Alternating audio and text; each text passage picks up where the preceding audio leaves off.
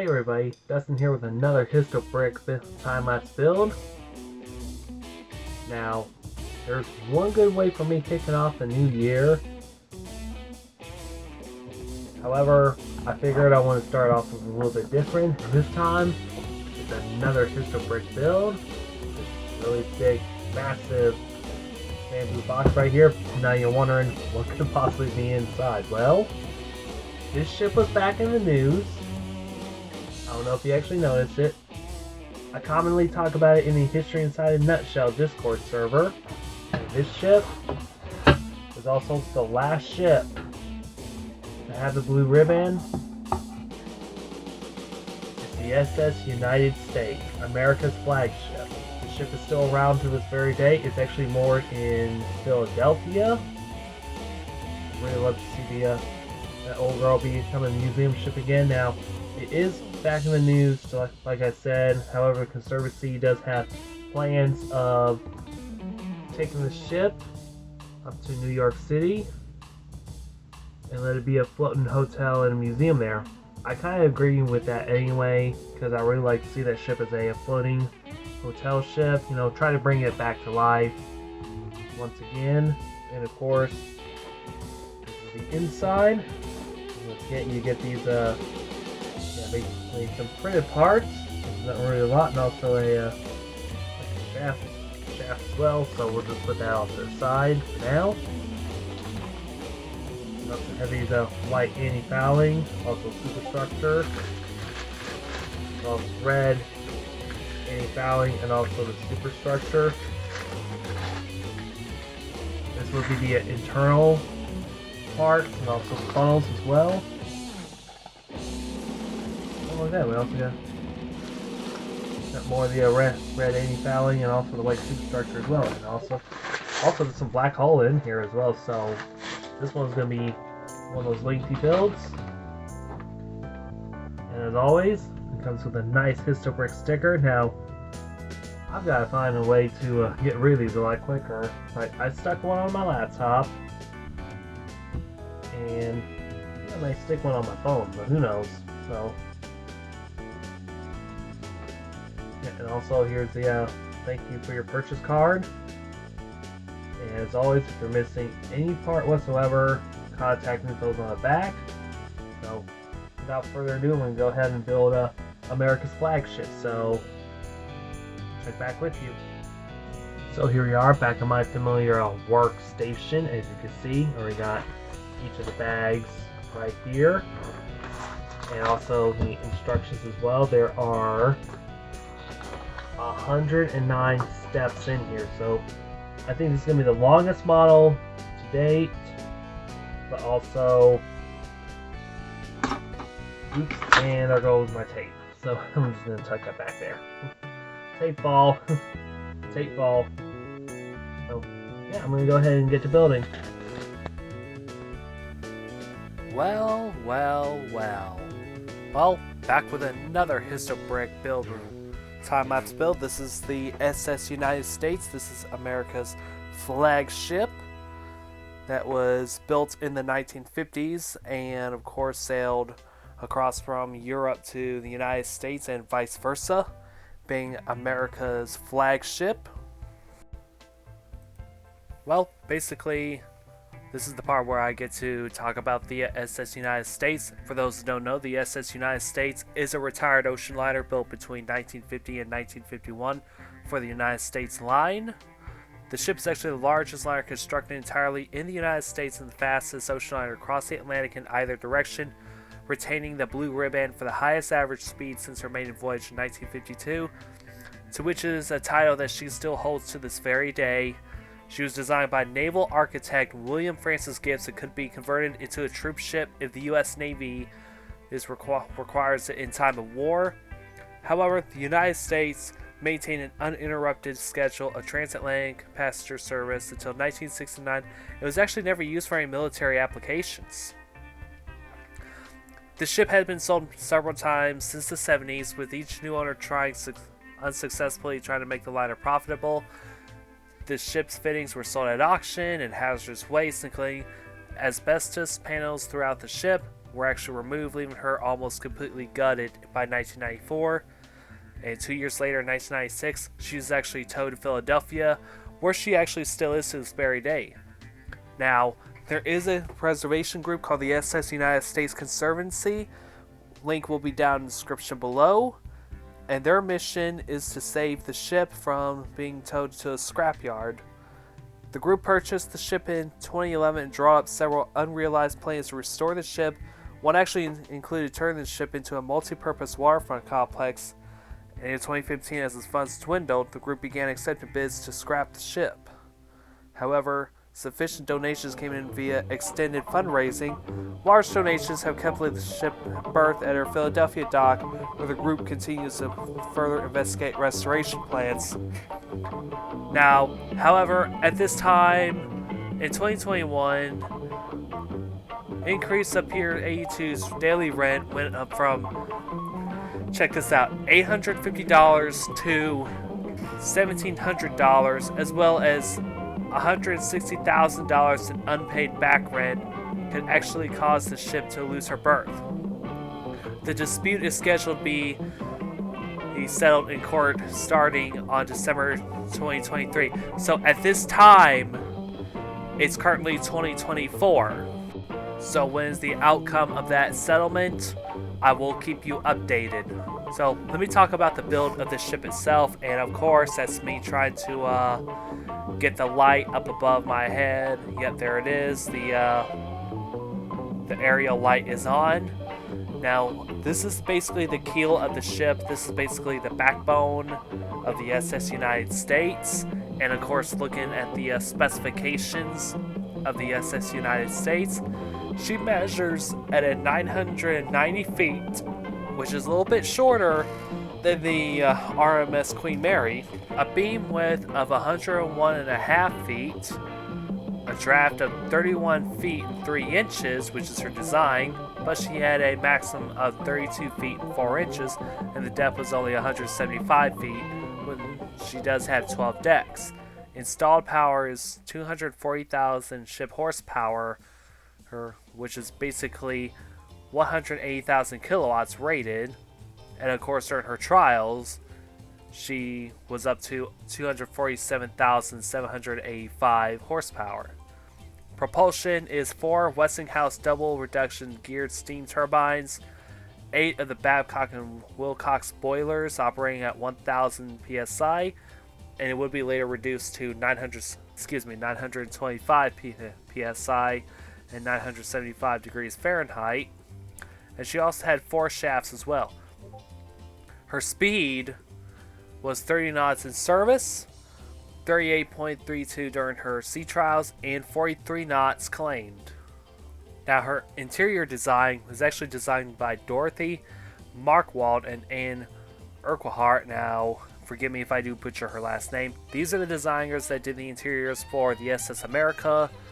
However, the goal was to create a modern, fresh, contemporary look that emphasized simplicity over plateau, restrained elegance over glitz and glitter.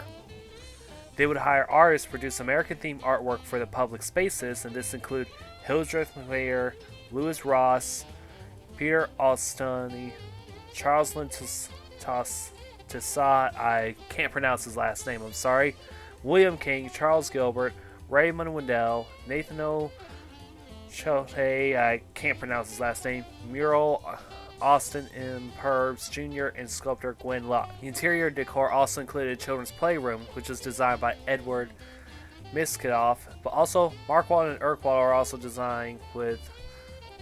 tasked with the challenge to create interiors that were completely fireproof. Now, speaking of fireproof, as a result of various maritime disasters that did involve fire, this includes the Morro Castle and the SS Normandy, to which I did a documentary of, or currently in the process of doing it. William Francis Gibbs specified the ship incorporate the most rigid fire safety standards. Now, this man, the designer, William Gibbs, was very paranoid about fire safety. The designers of the United States prescribe using no wood in the ship's framing, accessories, decorations, or interior surfaces. But there's only one exception: the wooden butcher's block, and that's it.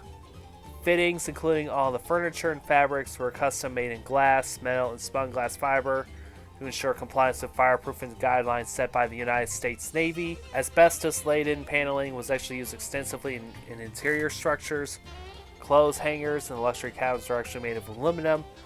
The ballroom's grand piano was actually originally designed to be aluminum, but it was actually made from mahogany and accepted only after a demonstration in which gasoline was poured upon the wood and ignited without the wood ever catching itself on fire.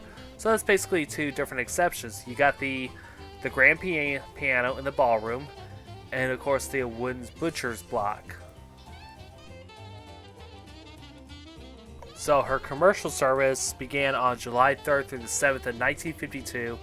The United States actually broke the eastbound transatlantic speed record, which is held by the RMS Queen Mary for the previous 14 years by more than 10 hours, making the maiden crossing from the Ambrose Lightship at New York Harbor to Bishop Rock off Cornwall, UK in 3 days, 10 hours and 40 minutes on an average speed of 35.59 knots and winning the coveted Blue Riband.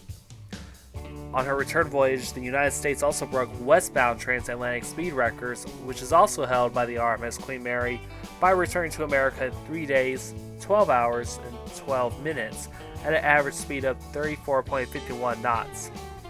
Her owners in New York were awarded the Hales Trophy, the tangible expression of the Blue Riband competition. However, during the 50s and the early 60s, the United States was so popular for transatlantic travel, and she attracted frequent repeat celebrity guests.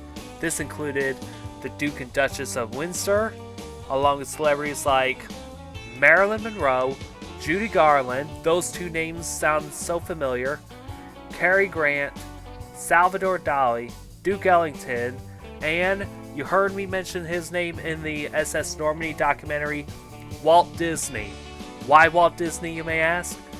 He featured the ship in the 1962 film Bon Voyage.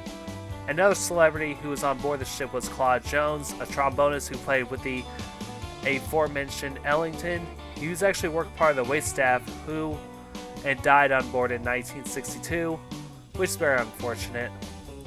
So, however, if you think about this, to the mid to late 1960s, technology starts to develop. No one at the thought would think that airliners would travel across the ocean.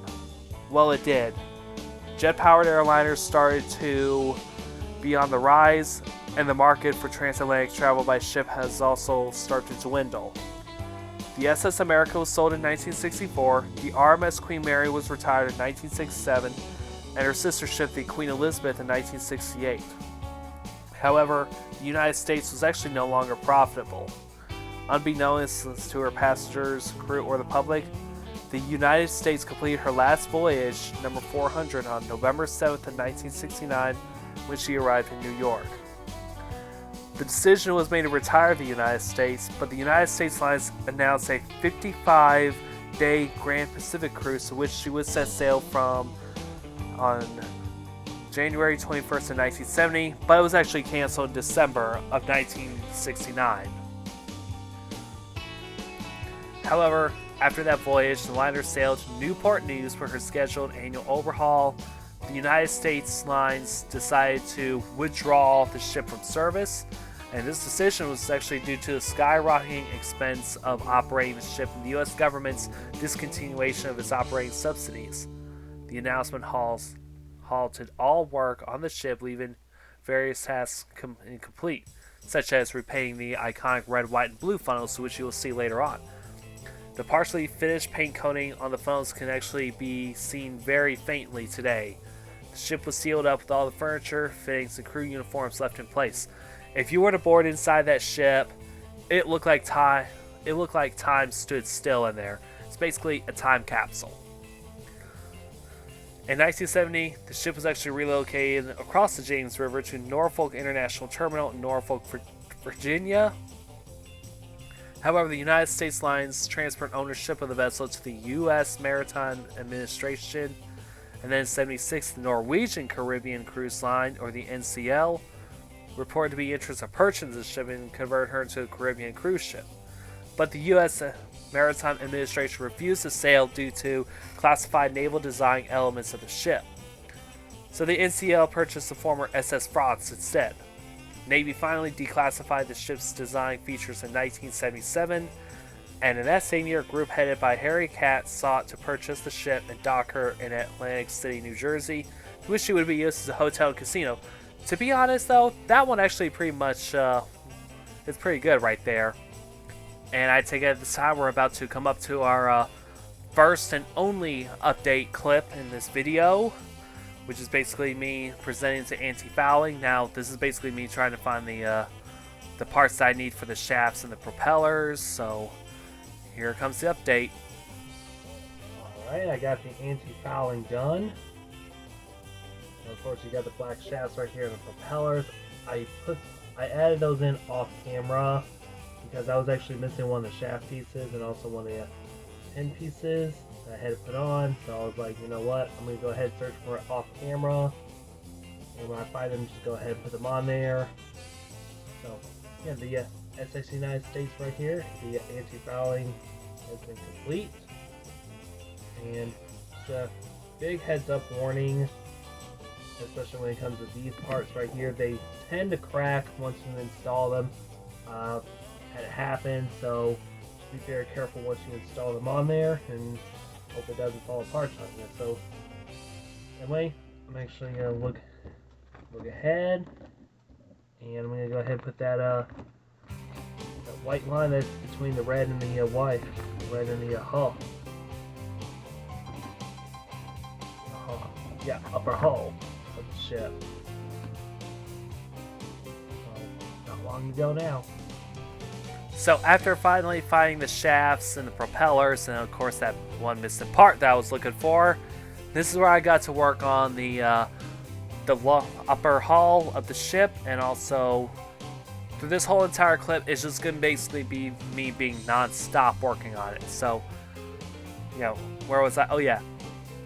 The United States was also considered by the U.S. Navy being converted to a troop ship or a hospital ship to be called the SS United States, but this actually never materialized, being dropped in favor of converting two San Clemente class supertankers into hospital ships.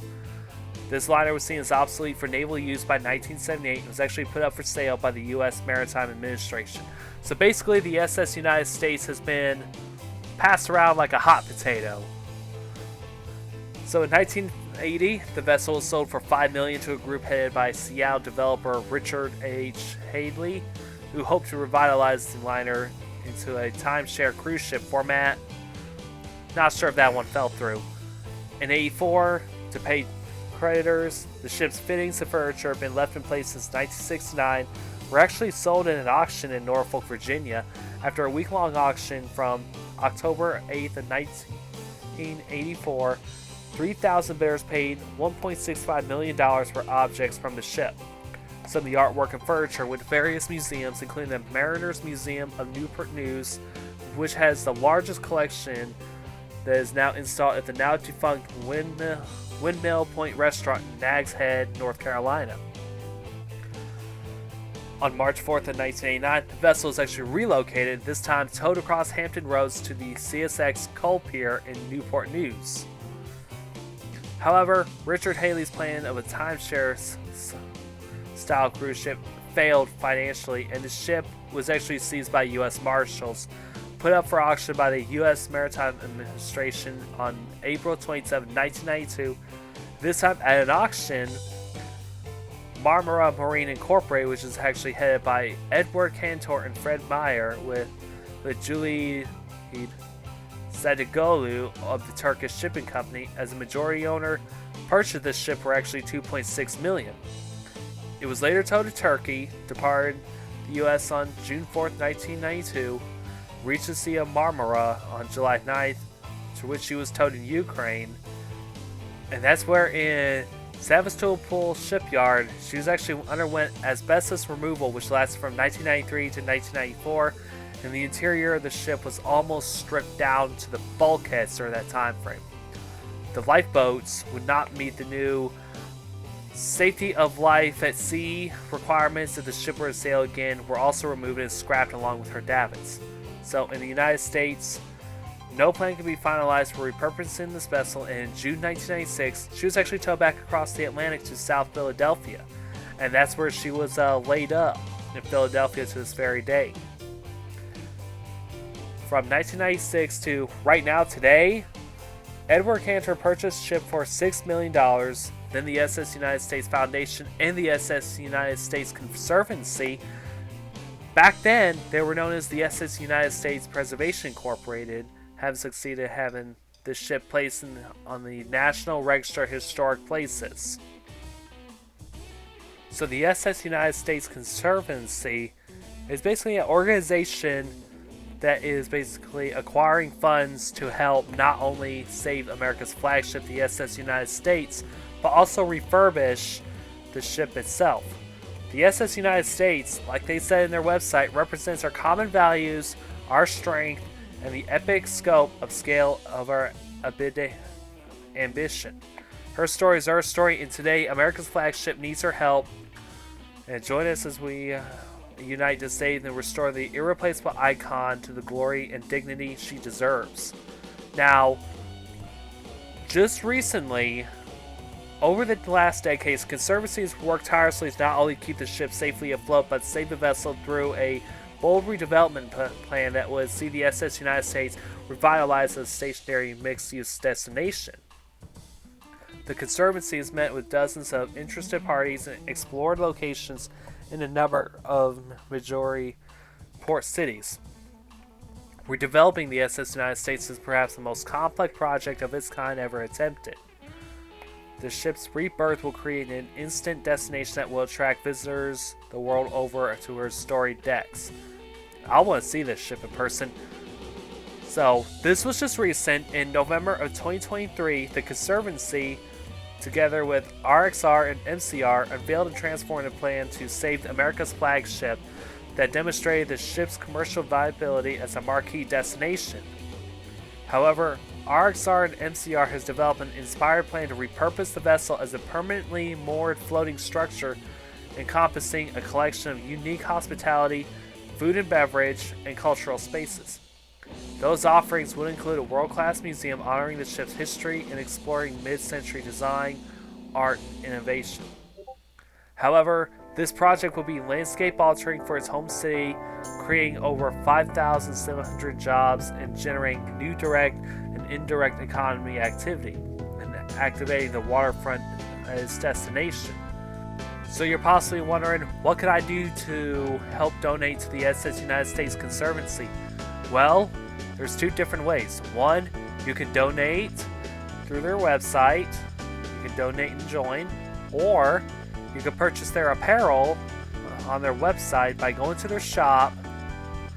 And I really like to see at least myself wear a SS United States hat, which is basically just America's flagship, and also a lapel pin that would actually be, well, amazing next to my Histobrick model of the SS United States. So anyway, enough about that, and basically what I'm currently doing is, as you already saw, the central design of the inside of the ship, which is basically this backbone, and of course you got parts for the front, and I'm building the stern, which is right back where my left hand is. There we are. So basically, I tried looking for a 2x3 sand green brick, which is basically the deck of the ship itself, but unfortunately, I don't think there was one in there. So basically, at the end, I end up using two 1x3 sand green pieces, to which is okay. You know what? Those are good anyway. It provides some structural support. And there's basically me just scratch my hand. Now, if you see all the black pieces and the white pieces that's actually up on top of the desk, I did that so that way they're separated and out of the way.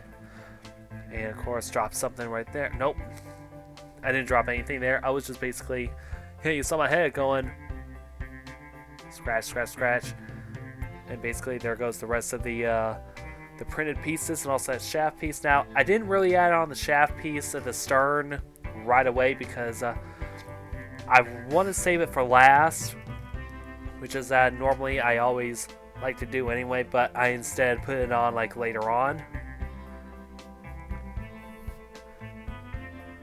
And there goes all the green pieces right here. These are basically going to be the sides of the ship. And it's a good thing about Lego is you can have brightly colored pieces, to which I understand that's what Tom did from Histobrick. You know, put some bright, vibrant colors in there so that way you can be able to find them a lot easier. And even though the kind of green in this one is not really that vibrant, it is actually really an eye catcher anyway. So there goes the blue pieces. That's being installed. Nope, that's the hull of the ship.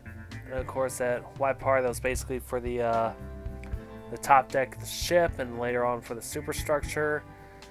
And basically, there I go, adding on more. I hope y'all are actually enjoying the 1960s and 1950s music I actually do have playing in this video. Now for the Normandy, I actually put in French music, not sure if anyone noticed. But then of course, I always like to add in a time period music to help actually complement the time lapse and actually not keep you bored by hearing my voice. Here we are basically trying to get the side assembled. And I don't know if anybody actually knows, I think one of my lights is turned off. I think it's the top light that I had, the power for that light went out, so I basically had to continue without having to stop. I could have just stopped the time lapse just for a little bit, maybe try to get some stuff recharged, but then again, I didn't want to do any pointless interruptions. And this is basically me trying to put together that the bow part, which is basically where that shear is that you will see at the end of the video. And basically there was a part that I was missing, is basically for the top part of the bow.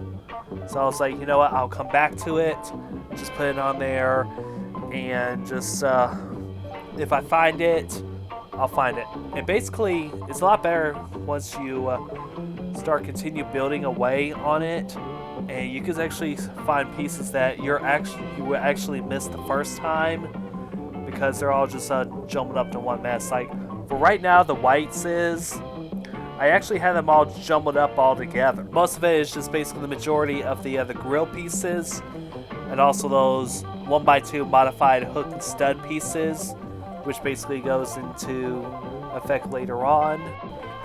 So basically trying to find more parts, basically some of those 1x2 and 1x3 flat tile pieces. And of course there's one of the first cranes that is put on there. Really like the way that the cranes are assembled. That's actually real simple and really amazing just to build. And the SS United States happen to have two sets of cranes on there. One for the bow and another one for the stern. The stern one we'll put a little bit later on.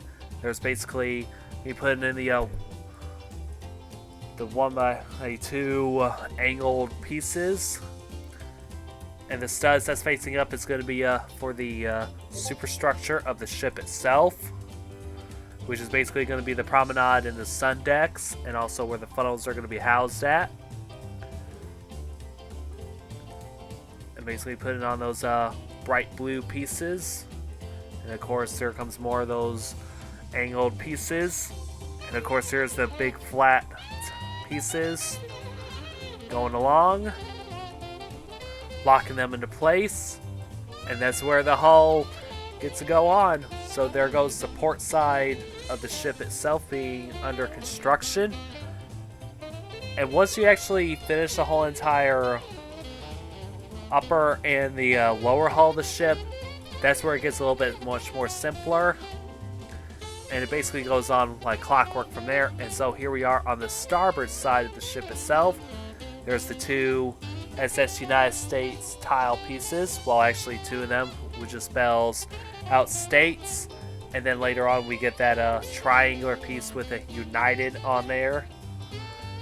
And the opposite side too would say United, one would just have the U, another piece would just have the United, and then of course the triangular piece would say states. So there's the green pieces on there, and of course the blue is repetitive. during post-editing, I decided to speed up the starboard side so that way you actually don't see me build in that pace anyway.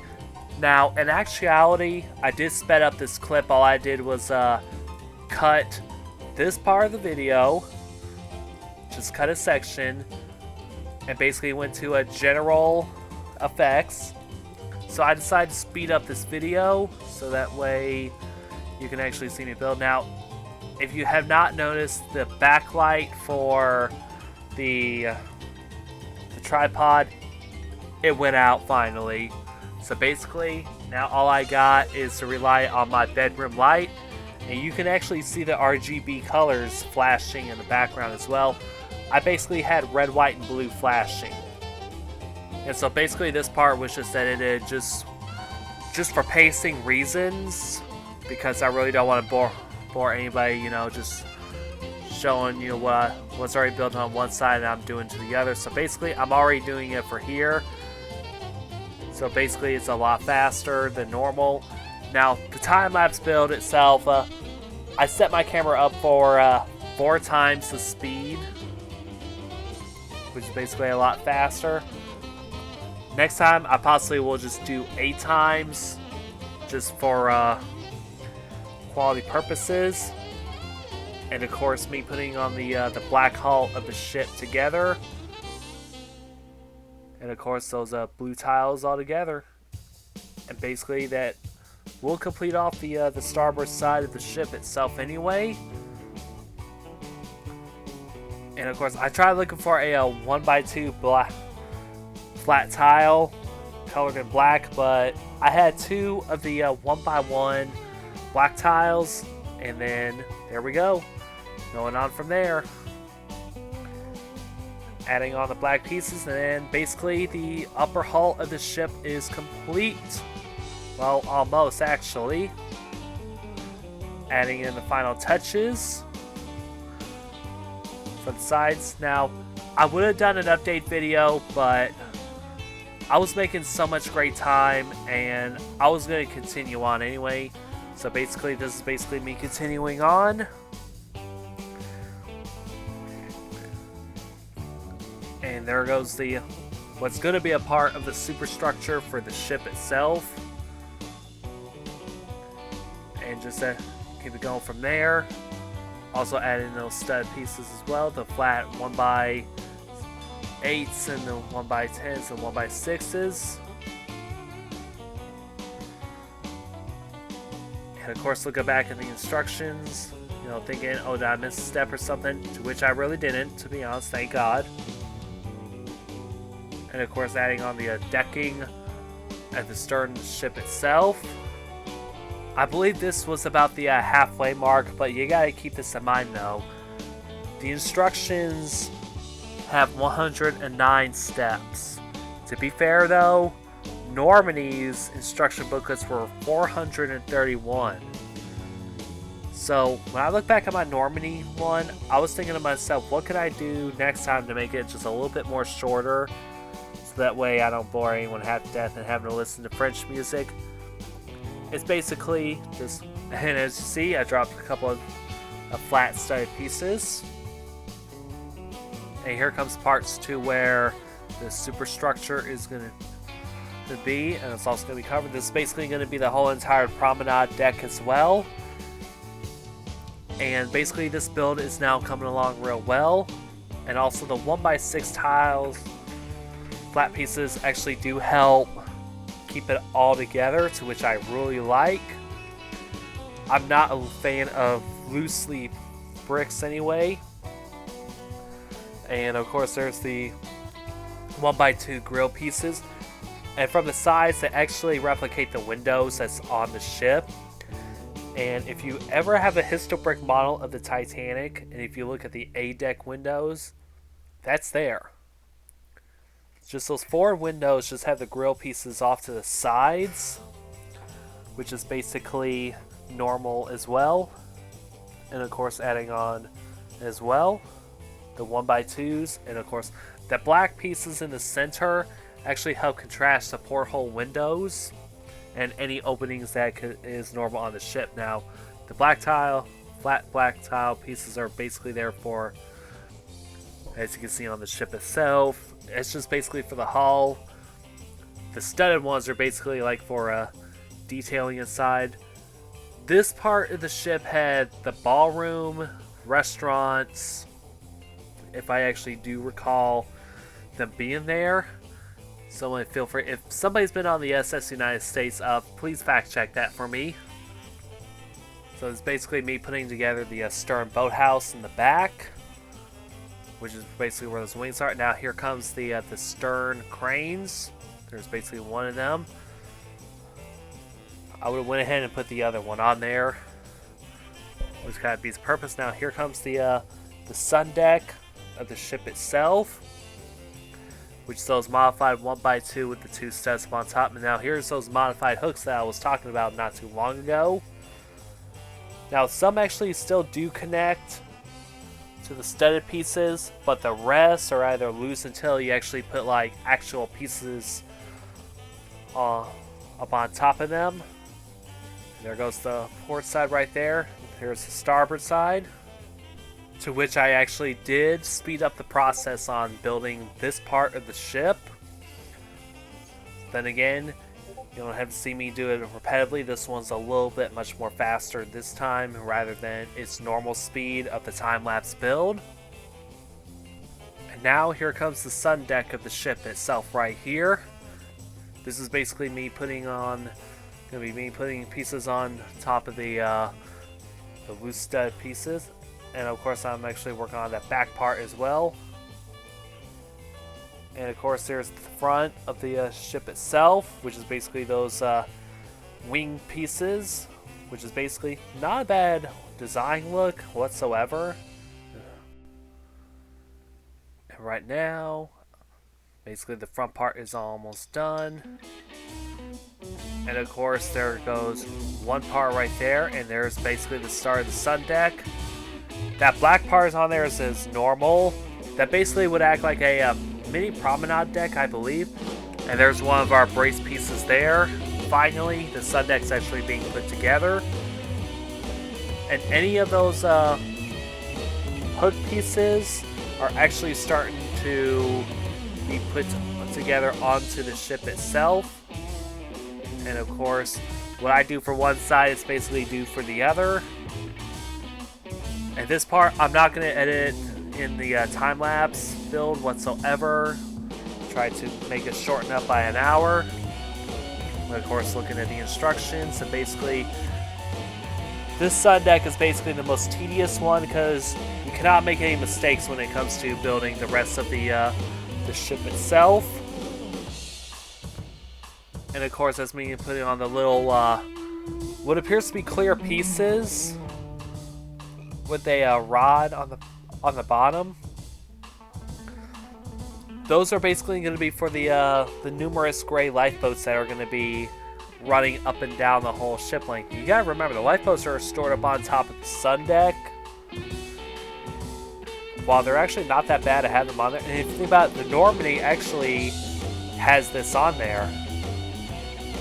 And I always get that weird paranoia thinking, I may not have enough, and then of course there goes the 1x3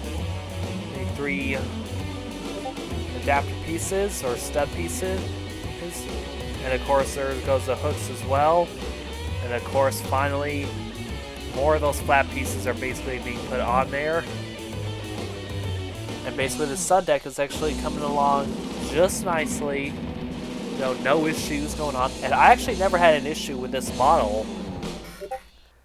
And of course, I am currently waiting on the pieces for the Empress of Ireland, which is basically, I was missing 2 lifeboats since we're actually speaking about lifeboats. And of course there goes the sun deck, and then finally add that last crane on the back of where the stern is, and of course those crane arms as well.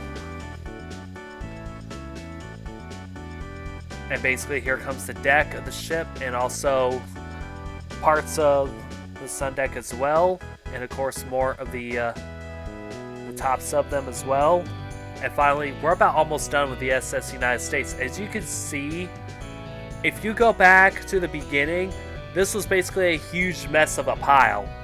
And now, we're actually getting near the end. The rest of the red pieces that you see up at the top, those are basically going to be for the funnels. And of course, there is some dark blue in there, and you have to think this. Red, white, and blue is basically the main colors of the United States line. And to which that we all know is that the United States line actually defunct in 1992 because it was liquidated. And then of course, as I talk, here comes me putting the lifeboats on. I know I kind of lied a little bit saying that I was going to speed up the process for this part, but I basically added on one side, and basically here comes the other side. And you basically see me doing this as in normal speed, but the last part is basically going to be me putting the funnels on there. And that part, what I will do is basically build the first funnel, and then just speed up the last one and put it on there. And of course, here comes the parts for the where the bridge and the wheelhouse would be. And of course, there's the two gun pieces in gray. Those are basically your bridge wings. Now that structure right there, here I just put on and of course retook back off. That is basically the crow's nest to the ship. Now it's kind of funny though. Titanic's regular crow's nest is just basically what it is, but this one's actually remodified to where it actually has an interior, so that way you're not actually exposed to the outside elements. And finally, basically I did put those 1x3 sand green pieces on, and now here comes one of the first few funnels to the SS United States. The funnel design is actually not that bad whatsoever. Building it, it's actually really well made, well done, which is basically the red, white, and blue. And of course, you have the black interiors, which basically goes down into the boilers. Now, one kind of bothered me because one is actually a modify where you can actually put a rod through. Shouldn't it supposed to be a dark blue, because that always kind of catches my eyes. And I was like, wait a minute, why is this not? So basically, I'm putting the other one together. Now, I did kind of miss a few parts for the first one, but I was like, noticeable. I was like, okay, you know what? Let me put this on there. Let me attach those on there. So basically, now I'm looking at it, and then basically put it together. And I was like, wait a minute, am I missing something here? Then I realized, oh yeah, I was missing a 1x2 studded piece there. So I just kind of look back, put that one on, and basically finally finalize, try to put it all together. Once I get that first funnel put together, then I'm going to build the second one, and there we go. The first one has been put on, and basically have to go back to where I start working on the second funnel, and to which I will speed through this process once again. And I apologize for anyone that has epilepsy, having to deal with these lights. To be honest though, I apologize because one, my aerial light went out, and of course my tripod light also went out as well. So basically, I had no other light to finish this up with. So basically, I had to rely on my bedroom light, and of course the shadow really actually did not had much help in the background. And of course, putting the pieces on, and I'm done. Alright, I got the SS United States done. This is America's flagship and the current title holder to the Blue Riband, and still does to this very day. Fastest liner that can cross the Atlantic Ocean from New York to Southampton, or vice versa. Really like the amount of detailing this ship has. Like, you can actually see this bow shear right here, and of course a little noticeable thing, I actually do notice there's a gap between from this part, white top part, and the black hull, but it's like barely noticeable, as you can actually do see.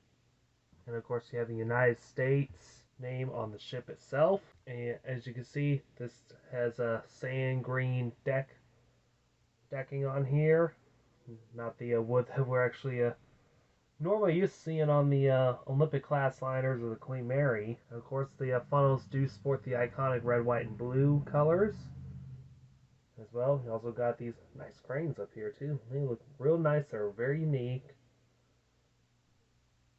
We got this white superstructure, gray lifeboats, and keep in mind this is how the ship actually did look during her sailing days. This is not what she actually looks like currently today. I could imagine that her current state right now is just beyond neglect. And if you do like to check out the SS United States Conservancy, I will link it down in the description below for you guys to check out and take part in helping out to conserve America's flagship. And I know I'm going to do my part and donate to them, so that way I can be able to help out with their effort to tow this ship from Pier 82 in Philadelphia to where they want to take it to, which is basically going to be New York City. Now, how they're going to do that is it's going to be beyond me. If people do care about the ship, they need to show it. Of course, you would actually see me talk about Titanic and other ships, but basically, the SS United States is just one of those special ships, and of course, she's really special. I mean, fastest ship, current holder of the Blue Riband, that has been untouched for years.